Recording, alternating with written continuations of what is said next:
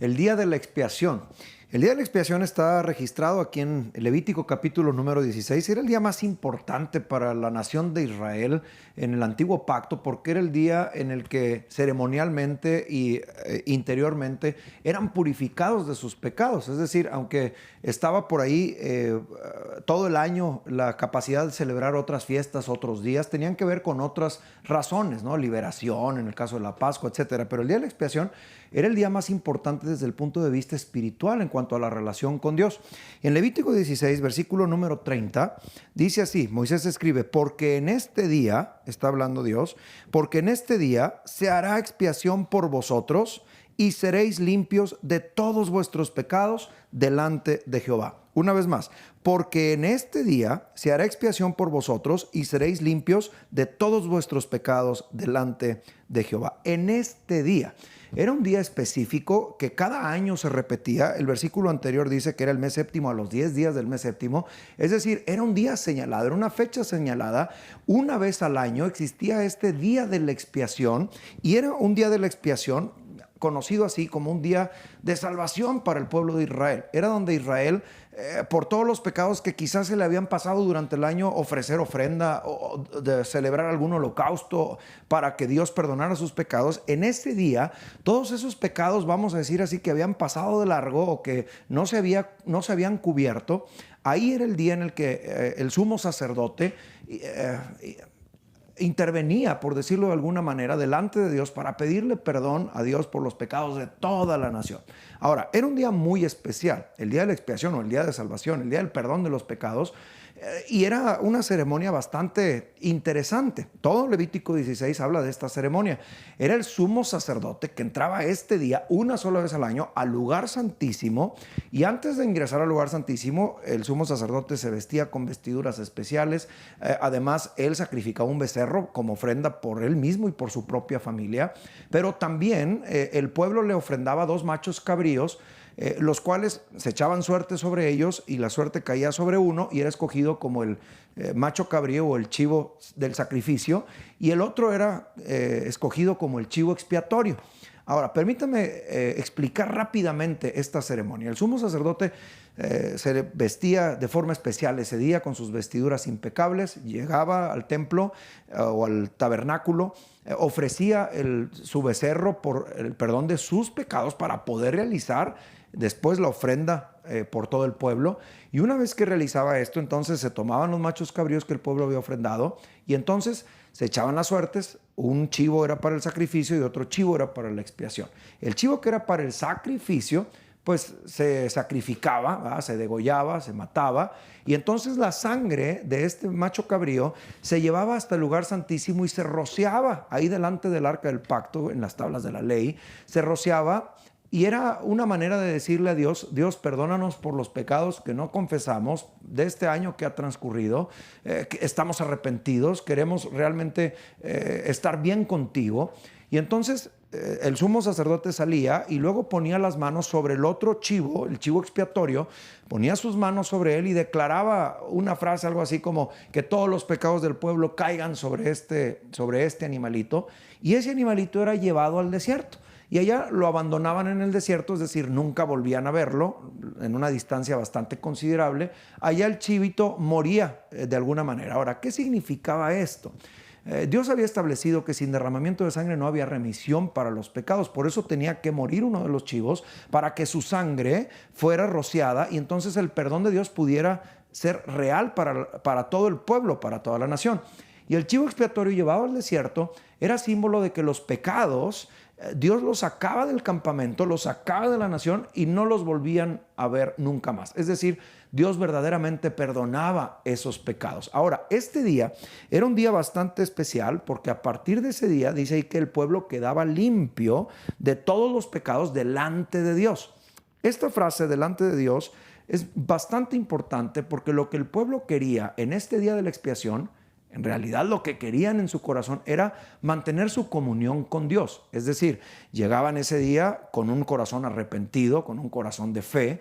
De hecho, la palabra expiar o expiación, kippurim en el hebreo, significa cubrir el pecado, cubrir el pecado a través del pago o a través de un rescate. Eso es la palabra expiar.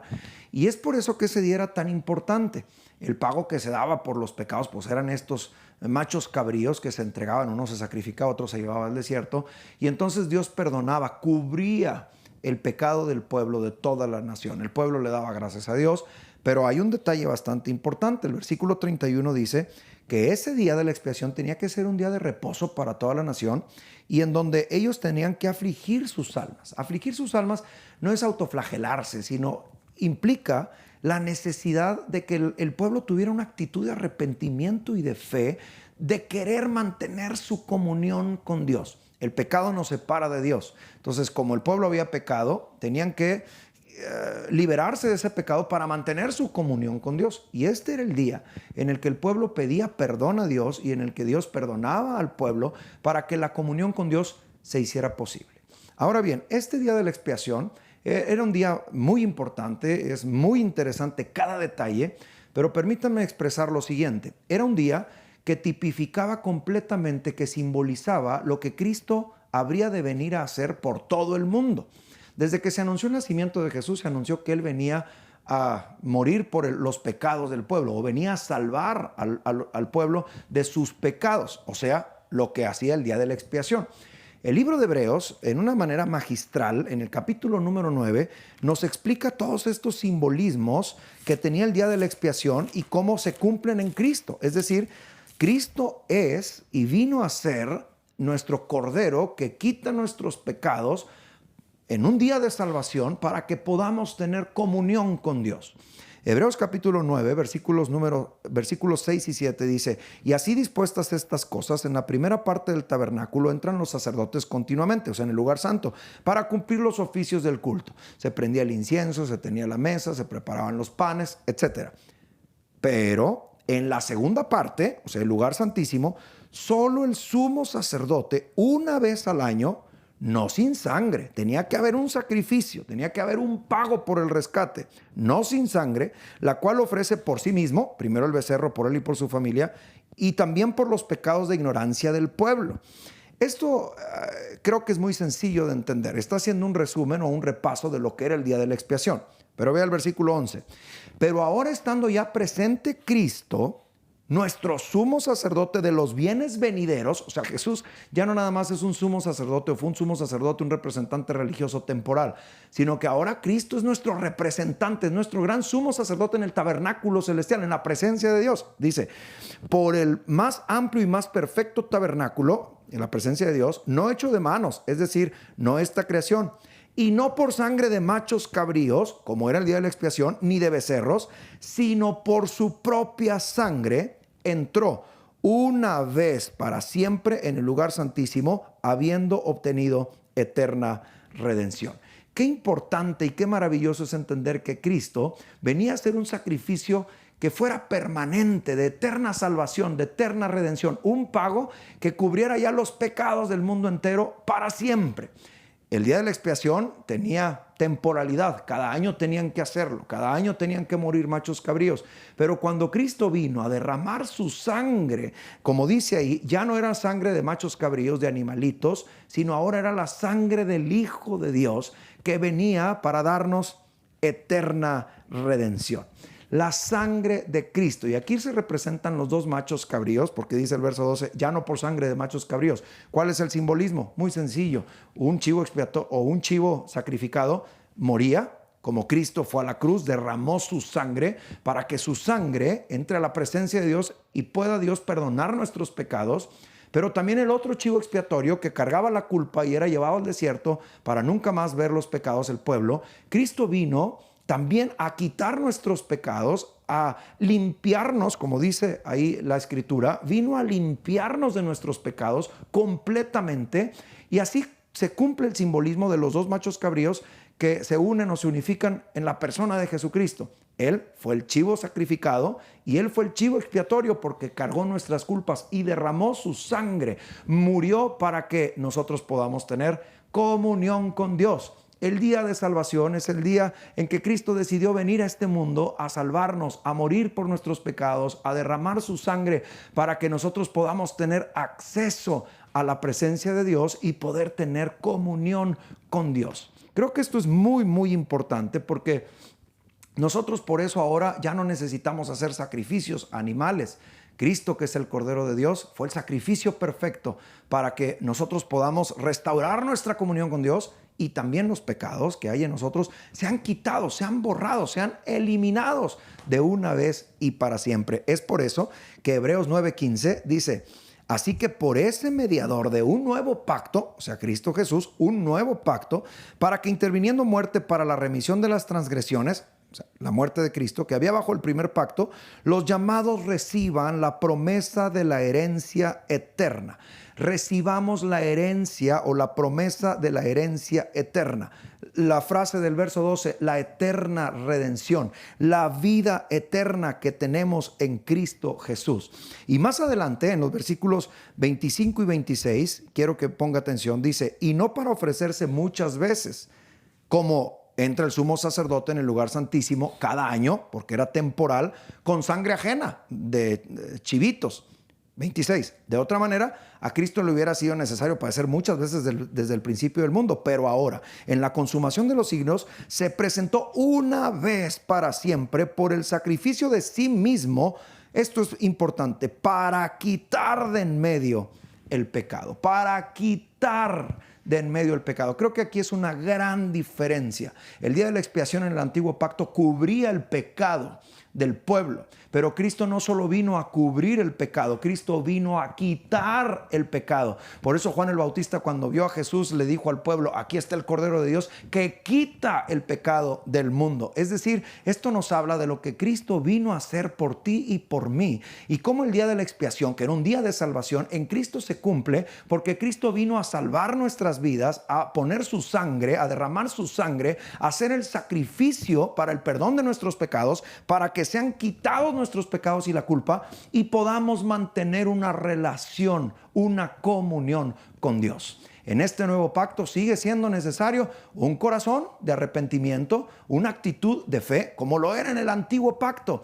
Y como lo era en el antiguo pacto, en el nuevo pacto sigue siendo todo por la gracia de Dios. El hombre no puede hacer nada para que Dios lo perdone o para merecer el perdón de Dios. Es Dios el que ha decidido perdonarnos. Por eso ha establecido este método, esta manera en el antiguo pacto, y por eso envió a su Hijo Jesucristo para que nuestros pecados fueran perdonados, fuéramos limpiados de nuestros pecados, y nuestros pecados que fueron cargados en Cristo como chivo expiatorio y como chivo sacrificado, pudiéramos nosotros tener la libertad que ahora tenemos, la libertad del pecado. Por eso el capítulo 9 de Hebreos termina en el versículo 28 diciendo: así también Cristo fue ofrecido una sola vez para llevar los pecados de muchos, y aparecerá por segunda vez sin relación con el pecado para salvar a los que le esperan. Cristo vino la primera vez y ese es el día de salvación que ha llegado al mundo entero. Cristo derramando su sangre para el perdón de nuestros pecados, pero vendrá por segunda vez para llevarse consigo a los que en Él esperan. Dios ha tomado la decisión de salvar nuestras vidas.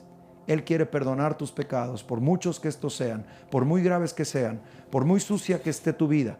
Cristo vino a derramar su sangre para que Dios te perdone y tú puedas tener comunión con el Padre. Cristo cargó con tu culpa y tu pecado. Lo único que necesita es que le entregues un corazón arrepentido y creas en su nombre para tu eterna redención. Por eso el nuevo pacto, en Cristo es mucho mejor que el antiguo. Porque el antiguo era temporal, cada año se tenía que realizar, los animalitos se tenían que sacrificar, pero Cristo vino a ofrecerse una sola vez y esa sangre ha sido suficiente para la salvación del mundo entero. Así que no dudes más. Dios te ha amado tanto que envió a su Hijo para que derramara su sangre, para dar y entregar a la humanidad el día de la salvación, el día de la expiación eterna, de la eterna redención, de la herencia eterna que solo tenemos en Cristo Jesús. Así que no lo pienses más. El Señor puede perdonar tus pecados si tan solo tú te rindes delante de Él y afliges tu corazón y le muestras el deseo que tienes de querer comunión con el Padre, el Señor te va a tomar, porque Cristo vino a pagar el precio de nuestro rescate para salvar nuestras almas y llevarnos a una herencia eterna, a una eterna redención, a una vida eterna. Pidamos perdón por nuestros pecados. Señor, te agradecemos mucho por tu palabra. Gracias, Jesús, porque tú viniste a ser nuestro Cordero inmolado, que derramaste tu sangre preciosa para el perdón de nuestros pecados. Así cargaste con nuestras culpas para quitarnos el pecado y que nosotros podamos tener acceso a la mismísima presencia del Padre. Señor Jesús, por eso te decimos gracias y te queremos rendir nuestro corazón. Perdona nuestros pecados. De verdad, lamentamos mucho el fallarte, el habernos equivocado, y queremos pedirte que tú traigas eterna redención para cada uno de nosotros. Cúbrenos con tu sangre preciosa, perdona nuestros pecados y límpianos de nuestra maldad, sabiendo que ese día de salvación ha llegado y que te esperamos por segunda vez, Señor. A todos los que estamos esperando en ti, tú nos llevarás. Queremos ser parte de ese pueblo llevado por ti. Ayúdanos a permanecer fieles en ti y así, Señor, saber que tú eres nuestro único y suficiente Salvador. A ti, Jesús, te damos las gracias. En tu nombre precioso hemos orado. Amén. El día de salvación, Cristo lo ha traído para el perdón de nuestros pecados. Gracias, muchas gracias por estar aquí. Espero que Dios esté ahí, que la sangre de Jesucristo, su Hijo, nos limpie de todo pecado y que Dios te bendiga.